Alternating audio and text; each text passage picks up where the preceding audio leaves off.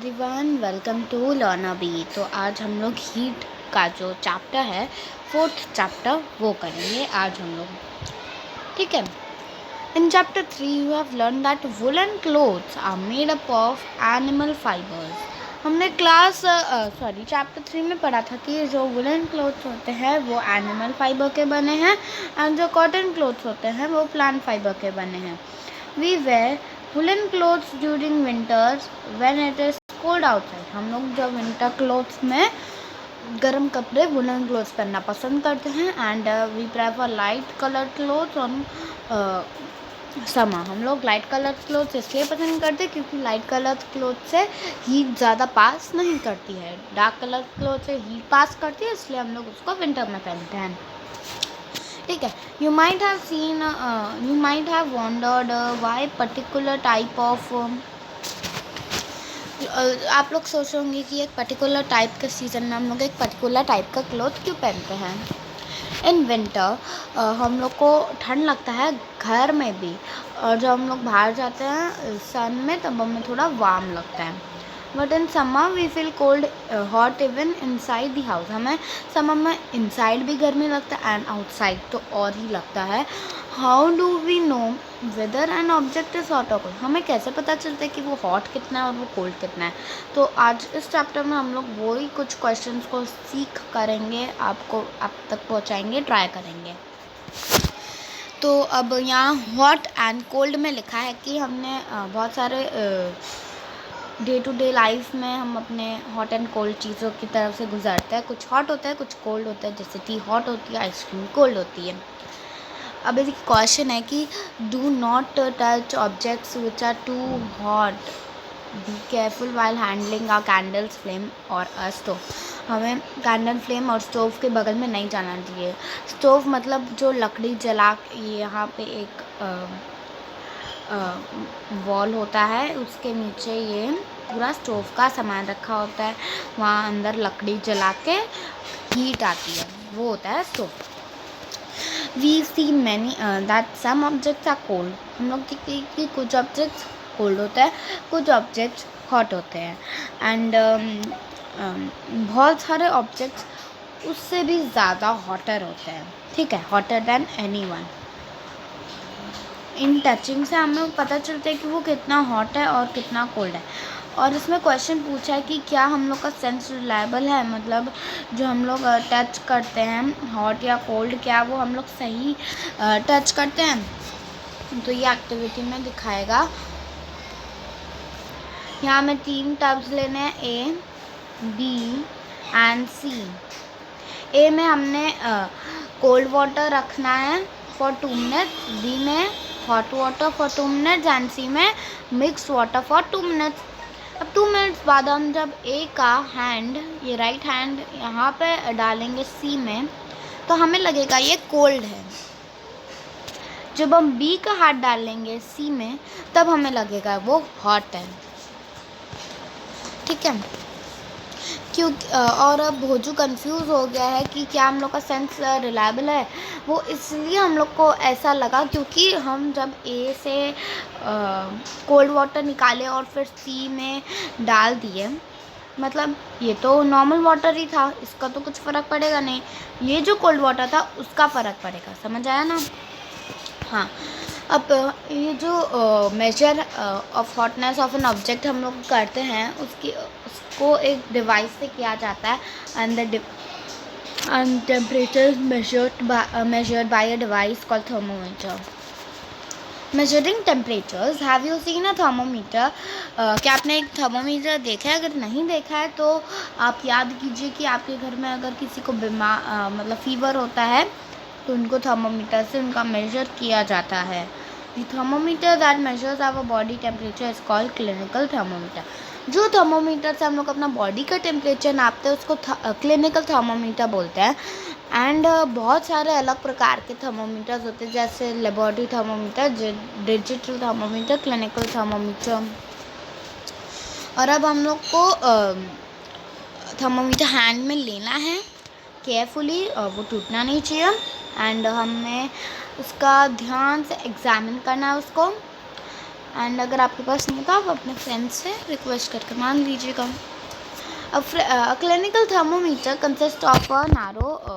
देखिए clinical thermometer में होता क्या है, ये एक क्लिनिकल थर्मोमीटर है। इस क्लिनिकल थर्मोमीटर में हमें ग्लास बल्ब दिखेगा, एक स्केल भी दिखेगा, नैरो ग्लास बल्ब दिखेगा और इसका ये ग्लास ट्यूब दिखेगा एंड किंक भी दिखेगा। किंक जो है हम आगे पढ़ेंगे वो कहाँ होता है, ठीक है। और हमें बल्ब को कभी भी बल्ब के अंदर जो शाइनी सब्सटेंस होता है जिसे मरकरी बोला जाता है, वो मरकरी ही उससे हीट का पता चलता है कि कितना हम लोग का टेम्परेचर है, ठीक है। एंड ये जो क्लिनिकल थर्मोमीटर है वो बस सेल्सियस स्केल में ही आता है। अब ये है कि जो फ़ारेनहाइट स्केल है उसका रेंज होता है 94 to 108 degree in case of Fahrenheit scale. अब भोजू वंडर करेगी, दो स्केल को हम लोग अगर रीड करेंगे, पहली टोल्ड हिम दैट इंडिया में बहुत ज़्यादा सेल्सियस स्केल ही यूज होता है और अदर स्केल का नाम है हमारा फ़ारेनहाइट स्केल। अब आता है रीडिंग थर्मोमीटर, हम लोग थर्मोमीटर को कैसे रीड करेंगे। तो ये प्रिकॉशंस भी है कुछ क्लिनिकल थर्मोमीटर के कि हमें हमेशा थर्मोमीटर को before and after antiseptic solution से वॉश करना चाहिए।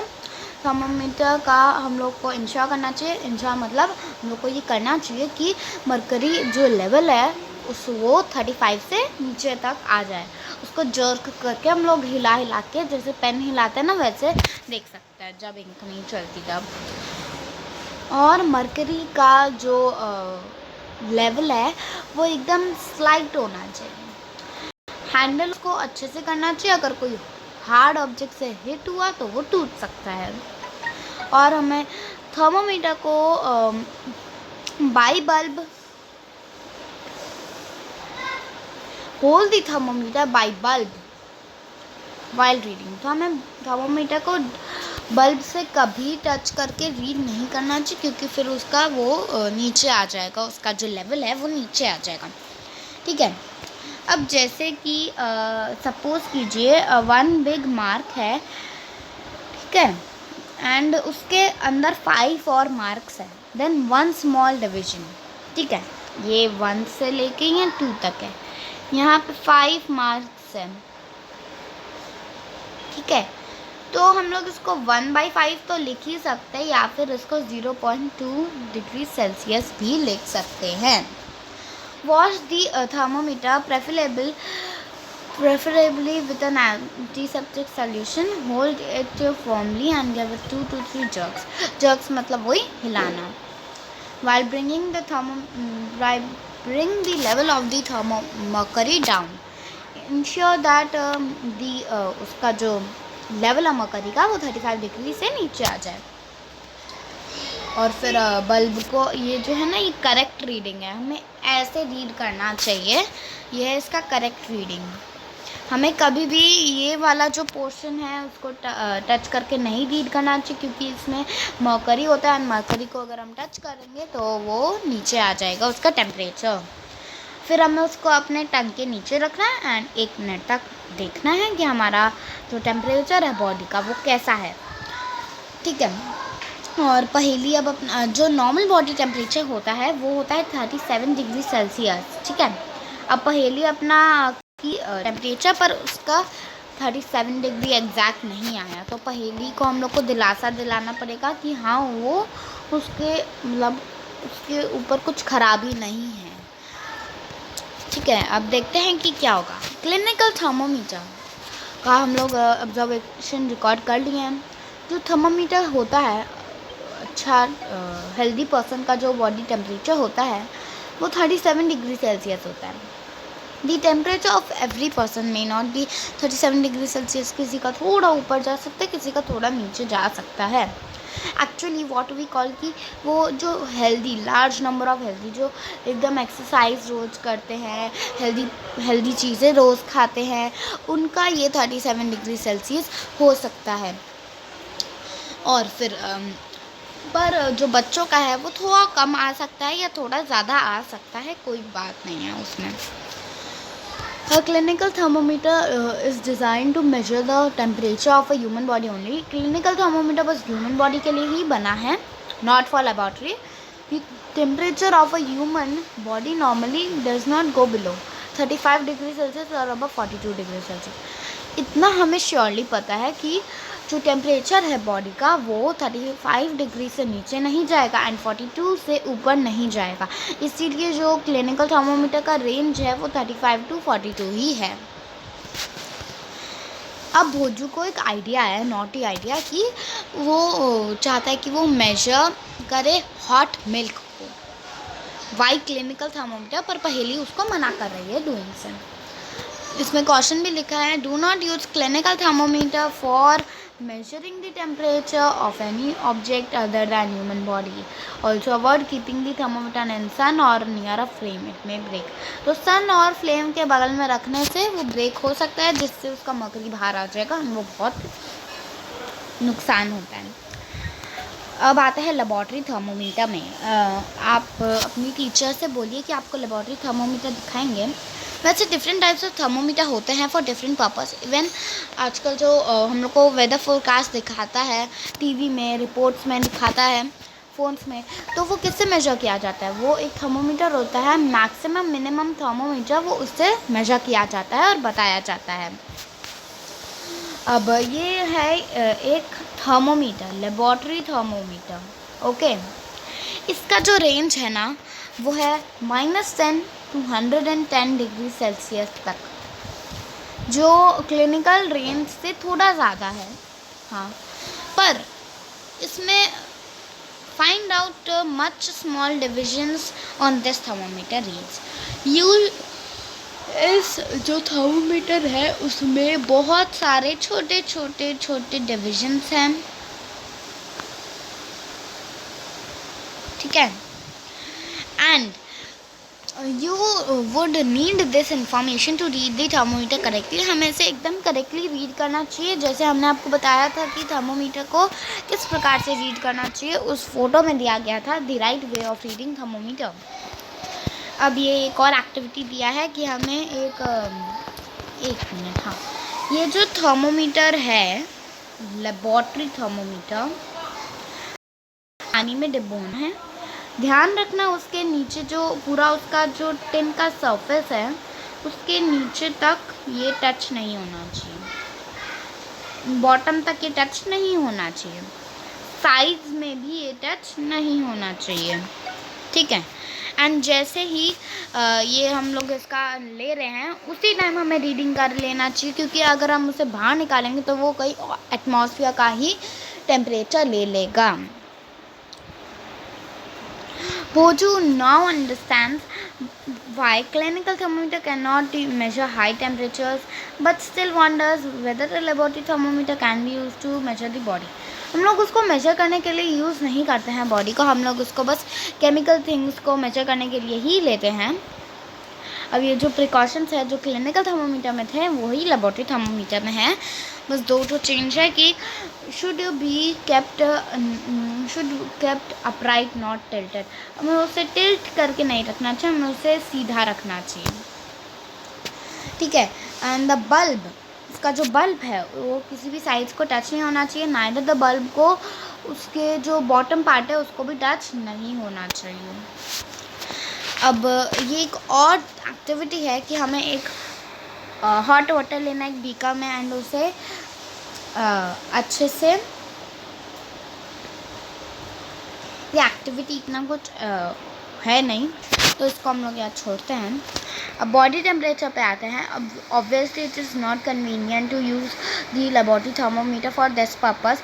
Y does the mercury not falls to rise, मतलब हम देखे हैं कि जैसे ही हम लेबॉर्ट्री थर्मोमीटर को बाहर निकालेंगे उसका टेम्परेचर एटमॉस्फेरिक टेम्परेचर में बदल जाएगा, पर ऐसा क्लिनिकल थर्मोमीटर में क्यों नहीं होता जब हम उसे अपने माउथ में रखते हैं? क्योंकि वो जो क्लिनिकल थर्मोमीटर है उसके पास होता है किंक, जो उसको फॉल करने से बचाता है। ये है किंक, ठीक है। और किंक ही इस थर्मोमीटर को बचाता है उसका वो एटमॉस्फेरिक ना लेके खुद के बॉडी टेम्परेचर को लेने से। और अब डिजिटल थर्मोमीटर भी बहुत यूज़ होने लगा है, क्योंकि mercury is toxic in nature and it is difficult because वो बच्चे लोग अपने मुंह में ले सकते हैं और टूट सकता है अगर दांत में चबाएंगे तो भूल से। तो इसीलिए हमने डिजिटल थर्मोमीटर बनाया जो प्लास्टिक से बना है एंड उसमें मर्करी से नहीं है, वो बैटरी से चलता है।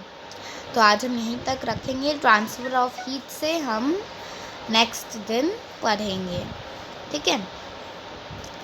अगर आपको अच्छा लगा तो लाइक करना, चैनल को सब्सक्राइब करना और अपने फ्रेंड्स के साथ भी शेयर करना। Thank you.